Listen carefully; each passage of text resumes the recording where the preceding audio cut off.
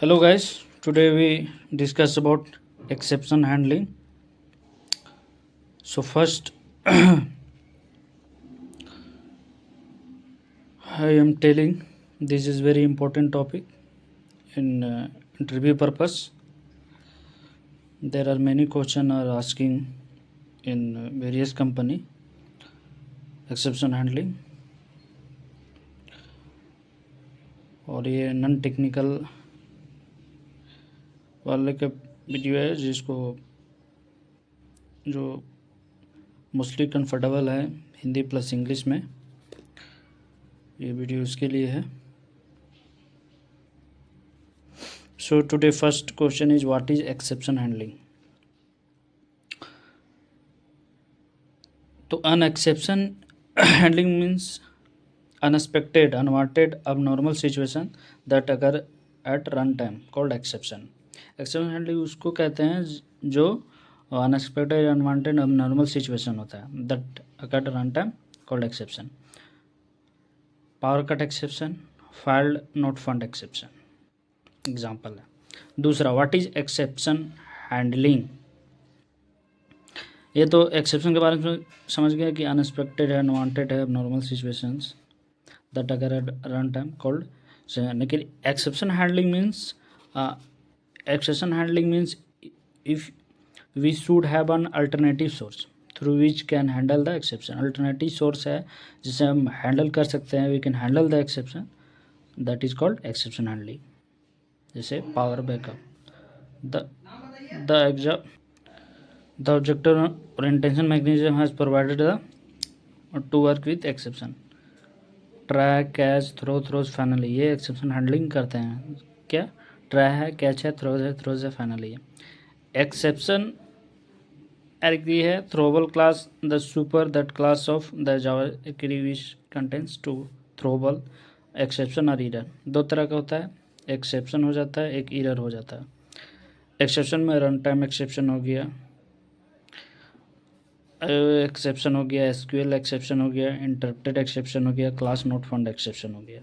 Error में stack overflow error, out of memory error, linkage error. These are the exception and error are classified.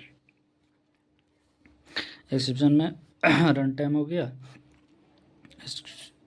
Sequel हो गया, interrupted हो गया. फिर error में आपका स्टैक ओवरफ्लो एरर हुआ, out of memory linkage error. These are the. फिर run time exception में बात करें तो अर्थमेटिक एक्सेप्शन हो गया, नल पॉइंट एक्सेप्शन हो गया, नंबर फॉर्मेट एक्सेप्शन हो गया. फिर इसमें फाइल नोट फंड एक्सेप्शन हो गया. जावा एक्सेप्शन क्या होता है? There are many two types exception, check exception, uncheck exception. Check exception किसको कहते हैं? तो सीधी जो है check exception which checked compile time the class the during inherit the throwable class except run time exception and error non as check exception. जैसे check compile time unchecked मतलब run time means the class that inherit run time exception are known as unchecked exception. For example, arithmetic exception, null point exception, unchecked exception are not checked at compile time but they are checked at runtime. Java try catch block. Java try block is used to enclose the code that might throw an exception. It must be used within the method. Try में हमारे programme का वह code जिससे हमें लगता है कि execution आ सकती है उससे हम ट्राई ब्लॉक लिखते हैं. Java catch block. Java catch block is used to handle the exception by declaring the type of exception within the parameter. Java catch block must use after the try block only. इस block में हम try block में generate हुए exception को catch करते हैं और handle करते हैं. Throw keyword. Java throw keyword used to throw an exception actively. We can throw either checked or unchecked exception. In Java throw keyword, it is mainly used to throw a custom exception. What is throw keyword? तो throw keyword क्या होता है? तो Java throws keyword use to declare an exception. It gives information about the program that may occur an exception. Throw मतलब ज़्यादातर हिंदी में समझ लेते हैं उसको कि ज़्यादातर संभावित एक्सेप्शन हमारे लिए पहले से ही जावा लाइब्रेरी में डिफाइंड है और ये एक्सेप्शन जावा ऑटोमेटिकली थ्रो कर देती है. फिर भी यदि हम चाहते हैं खुद एक्सेप्शन भी बन सकती है। ऐसी एक्सेप्शन को हम यही थ्रोज करना होता है, इसके लिए थ्रोज कीवर्ड का यूज़ करते हैं। मीन्स एक्सेप्शन हमारे लिए पहले से ही लाइब्रेरी में डिफाइन रहता है। लाइब्रेरी में, और इस एक्सेप्शन हटाने के लिए हम जावा थ्रो कीवर्ड का यूज करते हैं। और थ्रोज में यदि हम कोई मेथड एक्सेप्शन को थ्रोज करते हैं तो हम किसी डिफिनेशन के आगे थ्रोज कीवर्ड लगा के उन एक्सेप्शन को लिख दें। इस मेथड को एक्सेप्शन जनरेट हो सकती है। Next, what is difference between throws and throws? Very important and mostly asking this question. तो थ्रोज में the throw keyword use to throws exception accessibility. Throws में the throws keyword used to declare the exception. The check exception cannot propagate with throw only. The check exception can be propagated with throws. The throws keyword followed by instance. The throws keyword followed by class. चौथा, you cannot throws multiple exception. You can declare multiple exception. What is finally block? The finally block used to execute the implement code. The program it is executed whether exception handle or not is whether we can say that finally block, a block which always executed block firstly try catch block. If you don't handle the exception before terminating the program, Jimon run finally block. The finally block used to place the cleanup code such as closing for or closing connection. Finally block को use करते हैं execute को programme करने के लिए, और ये use करते हैं क्लीन अप कोड में क्लोजिंग फाइल और क्लोजिंग कनेक्शन करने के लिए।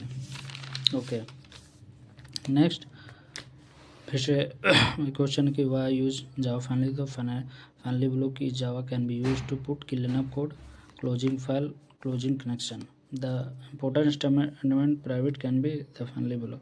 एक्सेप्शन हैंडल करने के बाद जो हम कोड एग्जीक्यूट करना चाहते हैं तो हम फाइनली ब्लॉक कर लिखते हैं। ध्यान रहे, एक बार ब्लॉक लिखते हैं, ध्यान रहे एक बार एक्सेप्शन आने के बाद उसको हैंडल करने के बाद हमारा प्रोग्राम सीधा फाइनली ब्लॉक वहीं एक्सिक्यूट करेगा, या नहीं तो टर्मिनेट हो जाएगा। Step two handle the exception. सबसे पहले उस कोड को ट्राई ब्लॉक में लिख दीजिए जिससे एक्सेप्शन जनरेट हो सकती है। सबसे पहले ट्राई ब्लॉक में लिखना होता है। सेकेंड थिंग है, ट्राई ब्लॉक के बाद कैच ब्लॉक में उस एक्सेप्शन को कैच करिए, मतलब जो एक्सेप्शन को जनरेट हो सकती है उसका नाम कैच ब्लॉक में लिख दीजिए। कैच ब्लॉक में उस एक्सेप्शन को हैंडल करिए जैसे कि आप सिचुएशन से रिलेटेड कोई मैसेज को प्रिंट करवा सकते हैं। फोर्थ, एक्सेप्शन के हैंडल लेने के बाद जो कोड एग्जीक्यूट करवाना चाहती है उसे फाइनल ब्लॉक में लिख दीजिए। सबसे पहले ट्राई ब्लॉक में लिखना पड़ेगा जिससे एक्सेप्शन जनरेट हो सकती है। फिर ट्राई ब्लॉक के बाद कैच ब्लॉक में उस एक्सेप्शन को कैच करिए जो एक्सेप्शन जनरेट हो सकती है, उसका नाम कैच ब्लॉक में लिख दीजिए। थर्ड, कैच ब्लॉक में उस एक्सेप्शन को हैंडल करिए जैसे कि आप एक्सेप्शन के रिलेटेड कोई मैसेज प्रिंट करवा सकते हैं। एक्सेप्शन को हैंडल लेने के बाद जो कोड एग्जीक्यूट करवाना चाहती है उसे फाइनली ब्लॉक में लिखना पड़ेगा। सम कॉमन एक्सेप्शन, कुछ एक्सेप्शन ऐसी होती है जो जावा में रेगुलरली आती है। एक्सेप्शन को हैंडल करने से पहले इन एक्सेप्शन को समझना ज़रूरी है। सबसे पहले अर्थमेटिक एक्सेप्शन आ जाता है। तो कोई भी अर्थमेटिक एरर, यदि हम किसी नंबर को 0 से डिवाइड करने की कोशिश करते हैं या किसी वेरिएबल को उसे साइज में ज़्यादा वैल्यू स्टोर करने की कोशिश करते हैं तो अर्थमेटिक एक्सेप्शन कहलाता है। अर्थमेटिक मतलब 0 से डिवाइड करते हैं या उसकी साइज किसी वेरिएबल में उसकी साइज ज़्यादा वैल्यू स्टोर करती है तो अर्थमेटिक एक्सेप्शन कहलाता है। क्लास कास्ट एक्सेप्शन, यदि हम कोई एक क्लास रेफरेंस दूसरी क्लास को स्टोर करवाना चाहते हैं तो यदि पहली क्लास दूसरी क्लास को सब क्लास नहीं होती तो क्लास कास्ट एक्सेप्शन कहलाता है।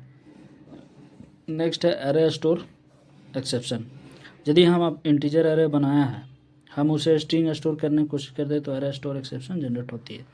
नल पॉइंटर एक्सेप्शन, जावा में हम किसी रेफरेंस नल वैल्यू को असाइन कर सकते हैं, लेकिन यदि हम इस वैल्यू को वाले रेफरेंस को यूज़ करने की कोशिश करते हैं तो नल पॉइंटर एक्सेप्शन जनरेट होता है।